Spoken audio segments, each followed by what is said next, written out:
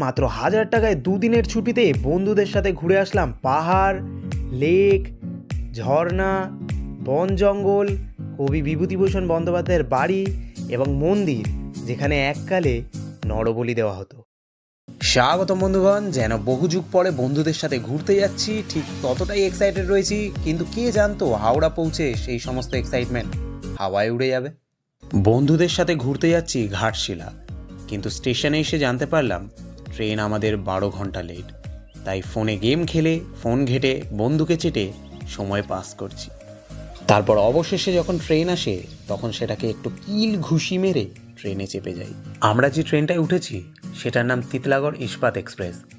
ঘাটশিলা যাওয়া বারবিল জনশতাব্দী ট্রেনের টিকিটের তুলনায় এর মূল্য একটু কম বলেই বুক করা, কিন্তু ভাবছি পরের বার বারবিলটাই বুক করব। রাত হয়েছে তাই ডিনারটা ট্রেনেই সেরে নিলাম। ঘাটশিলায় যখন পৌঁছাই তখন ঘড়িতে বাজে 1:07, কিন্তু এই দুঃসময়ে আমরা পেয়ে যাই হরিপাল সিং কাকার হাত। তিনি পেশায় একজন টোটো চালক এবং তার টোটোতে করেই আমরা চলে যাই সস্তার একটি গেস্ট হাউসে, এবং তার টোটোই আমরা পরের দিন ঘুরতে যাওয়ার জন্য বুক করে নিলাম।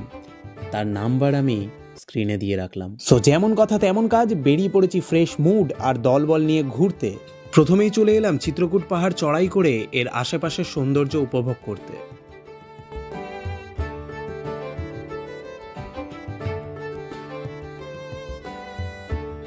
এরপর চলে এলাম সুন্দর জলপ্রপাত রাতমোহনা দেখতে।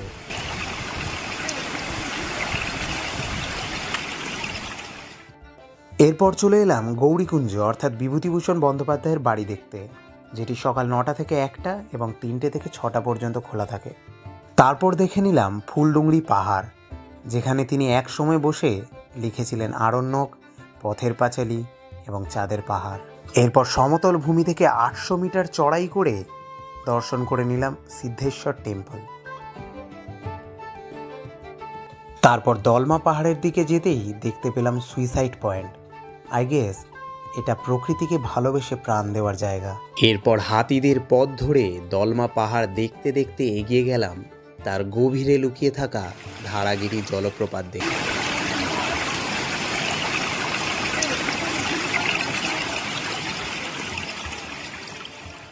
এরপর দেখলাম বুরুডি লেক, যার সৌন্দর্য ডেফিনেটলি তোমাদের মন কাড়বে। তারপর পথে যেতে যেতে রাস্তার এপিট ওপিট তো সুন্দর প্রকৃতির দৃশ্য রয়েইছে। এক কথায় বন্ধুদের সাথে তোমাদেরকে একবার হলেও ঘাটশিলা আসতেই হবে, মজা আসবে। চলো দেখা হচ্ছে পরের ব্লগে, বাই।